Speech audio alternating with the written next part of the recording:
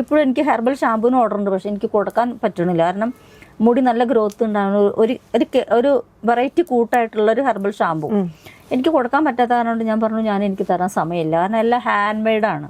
Hand മെയ്ഡിന് ഒരുപാട് ഇതോളുണ്ടല്ലോ. അപ്പം പിന്നെ ഞാൻ അതിൽ നിന്നിട്ട് ഞാൻ നിർത്തി. വെച്ചാൽ എനിക്ക് സാധിക്കില്ല. കാരണം രാത്രിയും പകലും ഒക്കെ പാക്കിംഗ് എല്ലാം മാനുവലാണ്.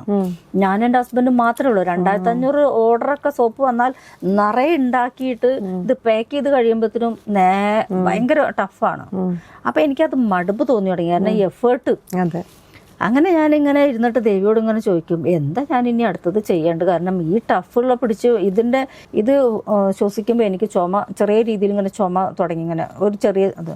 അപ്പം എനിക്ക് തോന്നി ഇത് എനിക്ക് ഹെൽത്ത് ഇഷ്യൂസ് ഉണ്ടാക്കുന്നു. അങ്ങനെയാണ് അത് നിർത്തുന്നത്. പിന്നെ ഞാനിങ്ങനെ അപ്പോഴും സൈഡിൽ കുറേശ്ശെ പോയായിരുന്നു. എൻ്റെ ചെലവിനും വീട്ടു ചെലവിനൊക്കെ കൂടി സൈഡിൽ ചെയ്തിരുന്നു.